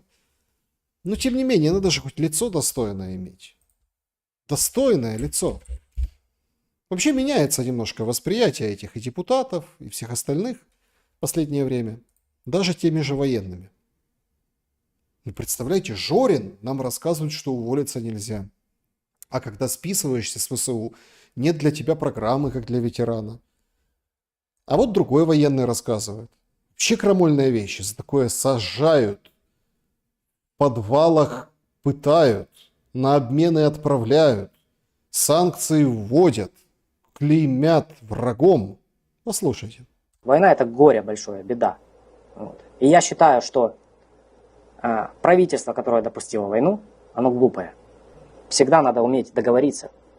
То есть, если уже дошло до войны, я тут тоже не буду рассказывать, почему у нас началась война. Мы тоже много чего нарушили. Мы, страна Украина. Да ладно. Мы, страна Украина, много чего нарушили. Минск, наверное, имеет в виду. Или вот эти там выступления про ядерную бомбу и Будапештский меморандум. Или что еще нарушили? Много чего. Да, мы много чего нарушили. Да, есть еще Россия, которая, олени напали на нас и начали отжимать наши территории. Но мы тоже много чего нарушили. То есть, те, кто знает, я думаю, меня поймут, что я имею в виду. Ну, его мало кто знает, мало кто что понял, но смысл понятен. Приходит прозрение на 4-м году войны, когда в проекте, ну, а тоже абсолютно понятным, «Детектор перемоги», так называется общение с военным в этой студии, звучат такие крамольные вещи. Но в основной массе, конечно, общий тренд, он пока не изменен. Несмотря на протесты, несмотря на проблемы у Зеленского и Ермака с сарасятами, несмотря на все происходящее, общий тренд не изменен. Сейчас вообще появляется очень интересная история. Нужно убрать упоминание в русском языке из Конституции Украины. Представляете? Но наш на паузе. А пока на паузе, может, что-то можно придумать. Россияне требуют НАТО убрать. А мы вот назло возьмем русский язык из статьи 10 уберем. Вот известный Муштабаев, как бы бывший гражданин России, а может и действующий, кто его знает. Но это как бывших не бывает. Это как у блаженнейшего митрополита Ануфрия из Украинской православной церкви. Он говорит, ну да, получал когда-то паспорт, да, но я потом отказался, все, у меня только один паспорт. Нет, бывших не бывает, все. забираем украинское гражданство, у него никто не заберет. Короче, Муждабаев тут глаголит, русский язык надо убирать. И вообще он не знал, что он там делает в этой конституции. Ніколи російська мова вже не пануватиме в Україні в жодній галузі. Я маю на увазі літературу і телебачення, і все решту, і радіо тощо. Але залишаються все ж таки прошарки суспільства, які вперто відстоюють публічно своє право розмовляти, співати гучно російською мовою. Вот упертые, да? Ходят туда, значит, отстаивают свое право по-русски говорить, петь, там что-то, музыку слушать. Вы что вообще? Де читати вірші Пушкіна в центрі Києва тощо. Ми маємо право, ми українці. Пушкин в центре Киева. Ё-моё, вы себе это можете представить? Пушкин в центре Киева. Ми громадяни України, і ми маємо право будь-якою мовою. У нас тут є Конституція, де навіть російська мова досі вписана, я про це не знав. Кто ты такой? А что ты тогда вообще... Зачем ты открываешь свой рот, если ты об этом не знал? Мне так нравится, вот такие удивляются там, допустим, да? Слушайте, вода мокрая. Да ладно. Это что получается, если вот так вот там из бутылочки вот так на себя побрызгать, это что, мокрый будешь ходить, пока не высохнет? И высохнет не скоро, если не на солнышке. Ой, я не знал. Да ладно. Так ты ж этот журналист, ты ж вроде как, да, там, общественный деятель, ты ж вроде такой, ты же у тебя там, ну, Скрипина хотя бы спросил бы, ты с ним там часто пересекаешься. Тот тоже должен же знать, понимаете? Как ты не знал, что русский язык вписан в Конституцию? Був здивований, але досі там є російська мова, тому я не можу святкувати День Конституції України, ну, принаймні через це. Он не может праздновать День Конституции Украины, потому что там есть русский язык. А? Как вам? Вообще нормальный заход, слушайте. Ты празднуешь День Конституции Украины? Не. А чё? Наверное, потому что выборов нет, узурпировано все, право на жизнь, там никакого положения о войне нет. Наверное, потому что нейтральный статус, оно же, ну, как бы, внеблоковость, а тут написали вот это. Не. Наверное, потому что не выполняется ни черта, и люди, как скоты, как рабы в этой стране. Не. Там русский язык вписан. Поэтому это не украинская конституция. Вот так тебе. Шах и мат. Как тебе такое, Илон Маск называется, понимаете? Ужас! Ужас! Сколько там в глазах вот этой пустоты, понимаете? Вот этой пустоты. Вот как здесь, в Одессе. Смотрите, сколько пустого места. Пустота. А что было до? А до была вот такая мемориальная табличка. Переулок назван в честь великого русского советского поэта Владимира Владимировича Маяковского. Ну и даты. 93-й, 30-й. Ну, 1800, да. Сбили. Сбили кедрени фени. Понимаете? Все, потом великий, русский, честь. Я не праздную День Конституции, потому что у них есть русский язык. Вот очередная, просто она там маленькая, небольшая была на этом переулке. Ну, все, нет теперь ее. Теперь ее нет. А вы спросите, а что же есть в Одессе? Не, ну понятно, море. Недавно вот мужик там около Одессы выловил герань, ну, дрон, вот этот, да, из моря. Ну, понятное дело, они все равно как бы, город юморной, город дерзкий. Да, немножко похерел. Понятно, обстрелы, понятно, разрушения. Понятно, разваливался и до начала войны и обстрелов Одессы. Ну, так плюс-минус губы наводили в центре, а так, конечно, старый жилой фонд, это, ну, все знают, те, кто плюс-минус там бывал. Нет, конечно, строятся новостройки, все хорошо, красиво, есть там целые группы, они там вам и квартиру на берегу моря, класс. Ну, вот эти коробки. А те вот эти старенькие, эти коммуналочки, некоторые живут, некоторые в плачевном состоянии, некоторые сами жильцы делают. В общем, ну Одесса живет, она живет и переживет. Что есть в Одессе? А в Одессе есть новая ментальность. Это просто нечто. Об отношениях давайте, мужчин и женщин поговорим. Да? Время позднее, в принципе, уже можно. Значит, это паблики одесские. Делится один. На украинском пишет. Пригласил дивку на свиданку в Одессе. Девка норм. По фото цицки хорошие. Ну, имеется в виду грудь, все. Лицо без гипса. Решил повести в что-то статусное. Ну, больше статусное, чем маяк на Дерибасовской. Поели, попили. В процессе общения оказалось, что она с грузом. Ребенок у нее есть. Ну и все. Это же по-українськи це red flag. Опісля запропонував розпилить чек. Она подумала, что я шучу. Но тогда я позвал офица, ну это официанта, и попросил поделить на 2. Дивка была против. Тогда я посчитал, что она пила и ела, и оказалось, что она поела на 1230 гривен, а я на 357. Кинув бабки на стіл і пішов.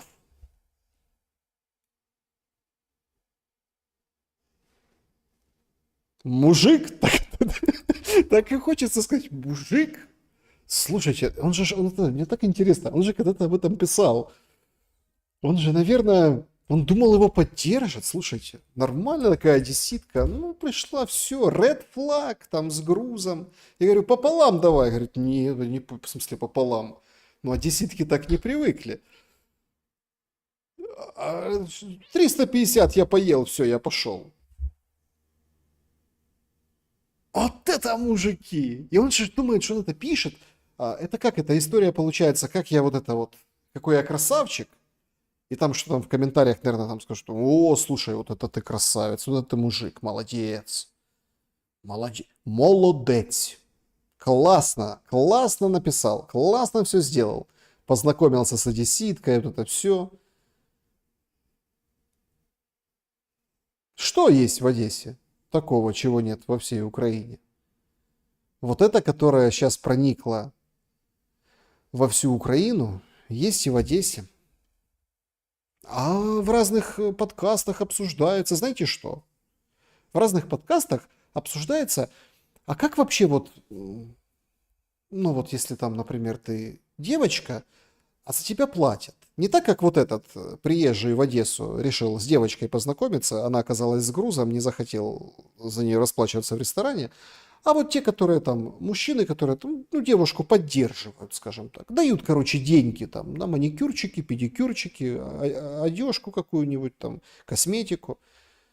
Вот серьезно обсуждают. Надо в банк идти, сдаваться. Ну, от красиві дівчата в Інстаграм, їм іноді хлопці Ну, відправляють різні кошти на там якісь ну, парфюми або ще на якісь речі.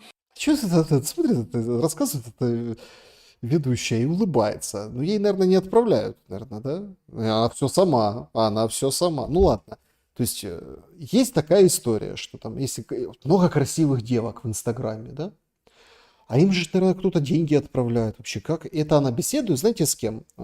Как-то Поляк, по-моему, фамилия. Короче, это банкир, глава Таскомбанка. І так далі. І ось ну, він її такий спосіб сучасного залицяння. Давайте То як це розділити? Дивіться, якщо вам це клієнт відверто говорить, що у мене там з'явився там чоловік, дружина, щось висилає, допомагає, от такі гроші, да, треба прийти в банку і сказати, що у мене є людей. Значит, приходишь в банк, говорит, значит так, банк, у меня тут есть кавалер, ну или не кавалер, а там у меня есть, там, может, девушка, почему? Девушка тоже может подогревать парня, отношения же высокие. Ну, в общем, надо в банк прийти и сказать, есть такой, а иначе фінмоніторинг не поймет. Який мені допомагає. Або багато людей. Ну, от тут вже все, це вже складно. Діагноз не треба так, колегія лікарів. Да, ну это тут они посмеялись. На самом деле мало что смешного. Значит, помимо того, что идет как саранча, вот это конченое, я считаю, бескультурье, размывание всех понятий о человеческом, моральном, нормальном, авторитетном мнении. Ну так вот, по-людски, да.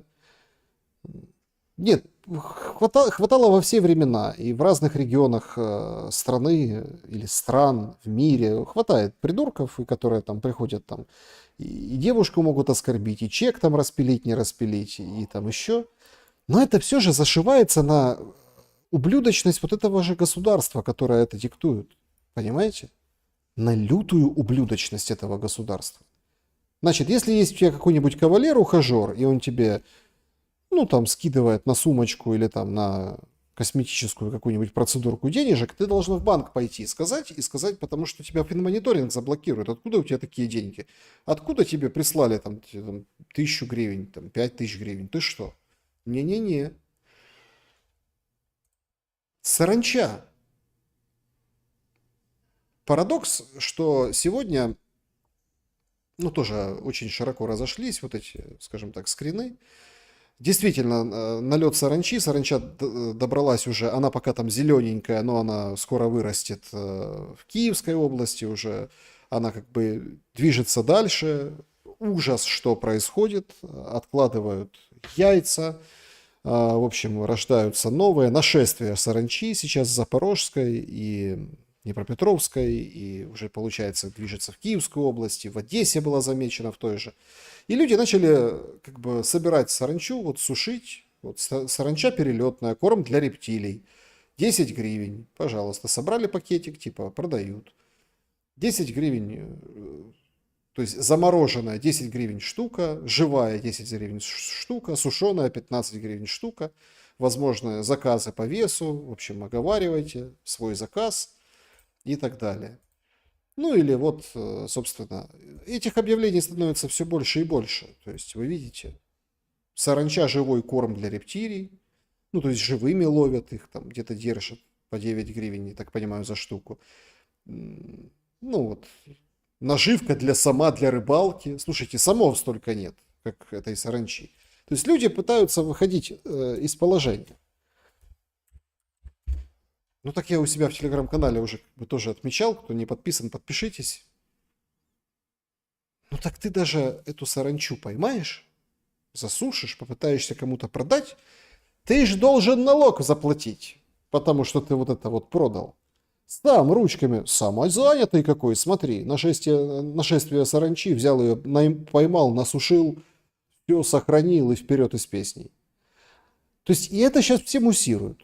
А то, что действительно беда будет после этой саранчи, и вообще происходит что-то невнятное, непонятное, и нужно сохранять природу, нужны люди, которые об этом думают и соображают. На Ближнем Востоке есть, в Средней Азии есть страны, где есть министерство, как служба отдельная государственная по борьбе с конкретной саранчой. Чтобы бороться с саранчой, можно грибок завести, он только саранчу поражает. Есть специальный грибок, его уже там нашли и как бы опрыскивают разными там менее безопасными, более безопасными способами. Борются же как-то с этим. А у нас все только публикуют: ой, смотрите, Запорожье, все в саранче. Все в саранче. А кто думать об этом, что будет? Понимаете, в чем дело? У нас только показывают: ой, смотрите, саранча. Или смотрите, там под Одессой нашли такого краба. Это синий краб. Он вместе с, вода, которая с судов сбрасывается из Атлантического океана, собственно, прибыл. Нет, он не черноморский, он именно оттуда. И он сейчас его привезли в Черное море с Атлантического океана, туда под Одессу. И что? И все. И он теперь сейчас завоевывает свой ареал. Понимаете? Он завоевывает ареал. Понятно, что это не будет как саранча, ясное дело, да, там все-таки разная там погода, и это какое-то временное явление. Я надеюсь, что с саранчой тоже, но этим нужно заниматься. Не войной, а этим. Может, в этом есть смысл созидания человека, а не в разрушении и убийстве друг друга? Ой, какая хорошая глубокая мысль, только кому она нужна, правда? Давайте лучше подведем итоги нашего сегодняшнего вопроса. Очень интересно, что вы думаете по поводу него. Да, кстати, очень большое спасибо за то, что значит, 20 подписок Сандра Ян дарит спонсорство на Александра Шелли. Спасибо вам большое. И Анне Салам спасибо за поддержку, за то, что поддерживаете супер стикером. Это тоже очень приятно. Спасибо большое. Значит, согласились ли бы вы еще на один срок в обмен Зеленского в обмен на мир? 4% согласились бы, но без Ермака и всей шайки-лейки. 5% да, этого и добивается власть. 43% нет, он должен все проиграть. И 48% нет, война кончится без него. Ну, то есть, смотрите, противоречия здесь нет в этих двух последних вариантах. То есть вы не согласны, чтобы Зеленский остался, но пришел мир. Более чем показательно. Сколько? 91% получается. Мир придет без Зеленского. Спасибо большое, что проголосовали. Это очень интересно и показательно, ну что ли, показательно, да, в этом смысле, потому что, ну, я считаю, что этому нужно уделять внимание, в том числе вашему голосованию и, ну, конечно, и тому, что происходит. Значит,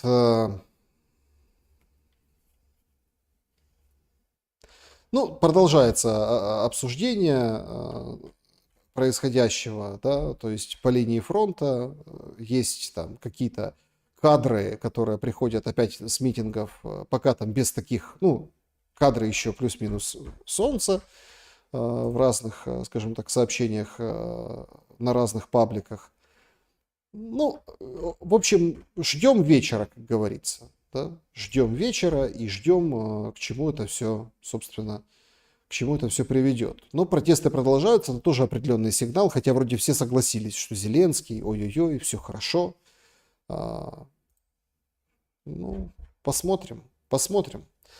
Да, я уже говорил, что 70 депутатов Рады якобы не хотят голосовать. В общем, будет еще очень интересная интрига. Да, вот 31 числа, получается, через неделю, будет ли проголосован этот президентский законопроект.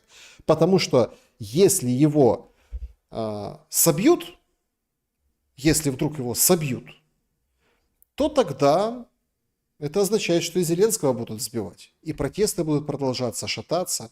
Ну, а там, как говорится, до первой крови или до первого удара по зубам. В нашей сегодняшней рубрике «Колобок. Куда мы катимся» хотел бы два момента с вами обсудить. Нет, вопросы есть еще, но я думаю, что мы все-таки точно,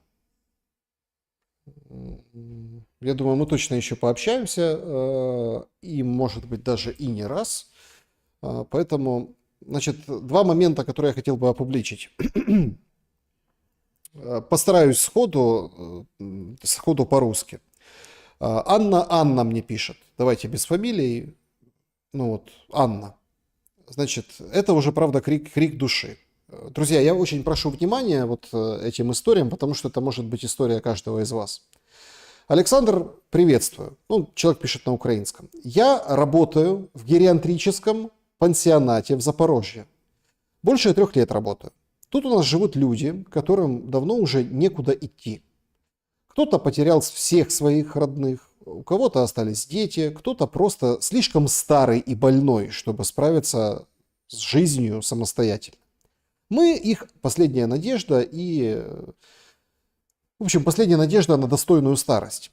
Работа здесь очень тяжелая, не только физически, там, тягать, мыть, кормить, переворачивать, слушать всякие там, ну, в общем, слушать, помогать, выслушивать, а также и морально, потому что нельзя не привязаться. Мы все равно здесь, как одна семья, со всеми своими болями и привычками. Я знаю, у кого какое давление с утра, кто боится темноты, кто каждый день А кто каждый день ждет, когда приедет дочка, которая 10 лет не звонит? Успели прикрепить к этим людям. Ну а теперь руководство всех нас поставило перед фактом. Мол, в пансионат очень скоро должны заехать сотрудники ТЦК. Гериатрический пансионат. Ну, то есть там, ну, не буду говорить, там, ну, давайте не будем там, что доживают, короче, старики там, одинокие, там, просто там доживают, в общем, старики, они больные, за ними уход. И туда должны приехать работники ТЦК. Это вот распоряжение сверху, без обсуждений, без учитывания мнений ни сотрудников, ни постояльцев, родственников постояльцев. Пансионат частично будет освобожден, а, собственно, старых людей переведут в другие учреждения. Куда именно переведут, непонятно. Говорят, решается. Непонятно, как можно так относиться к пожилым людям. У многих деменция, проблемы с сердцем. У кого-то здесь просто страх перед вообще любыми переменами. Также мы все помним, как тяжело давалась частичная эвакуация пансионата в 2022 году. Для некоторых из них даже перестановка кровати – это большой стресс. А тут переезд в неизвестность. Они могут этого просто не пережить. Кто-то об этом подумал. И главное, зачем пансионат? Неужели в городе и области нет другого помещения, которое нельзя бы использовать? Почему обязательно вытеснять самых беззащитных? Мы с другими сотрудниками тоже не знаем, что будет дальше. Если переселят подопечных, переселят и нас вместе с ними. Получается так? Или всех разбросают по разным учреждениям. Я пыталась узнать хоть какую-то информацию от коллег из других областей, может, они сталкивались с такой ситуацией. Пока приходят очень тревожные слухи, что наш случай не одинок.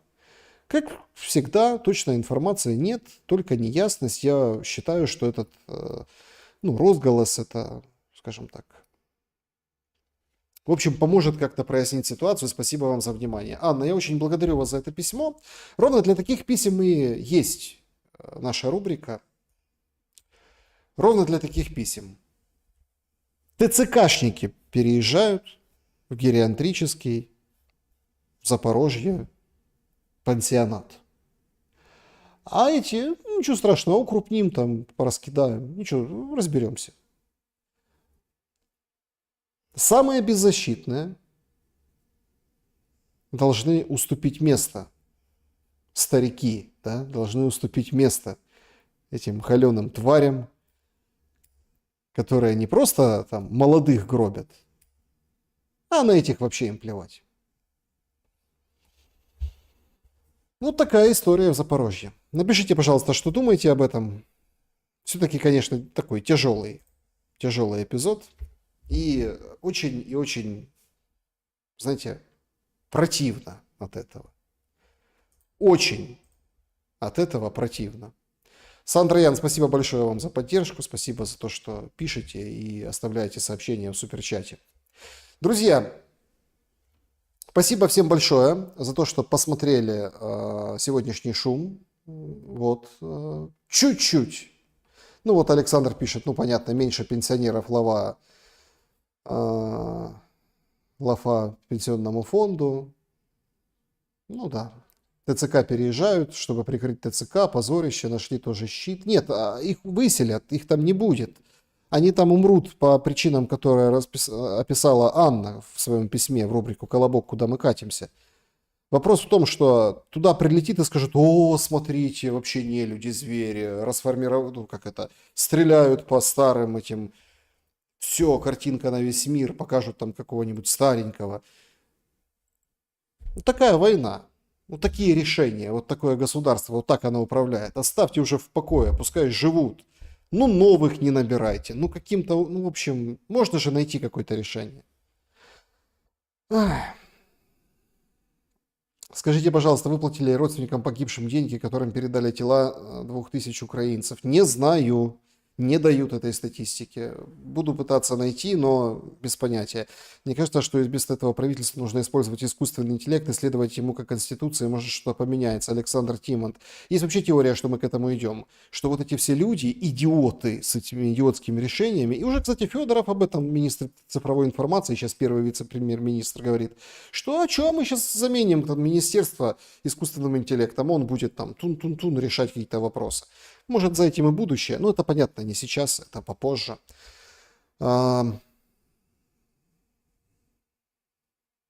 Насколько вероятен вариант, Рамазан пишет, поднимается волнение в Украине из-за разных факторов.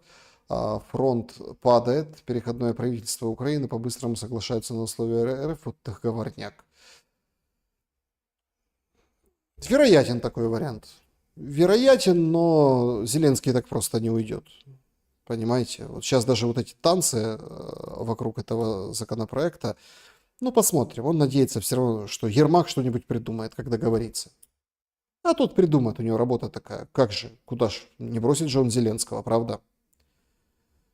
Значит, Саша, поедет ли снова Ермак в Сибирь? Покорять, в смысле, завоевывать Сибирь? Да, ну это ж об этом, Ермаке, вы говорите.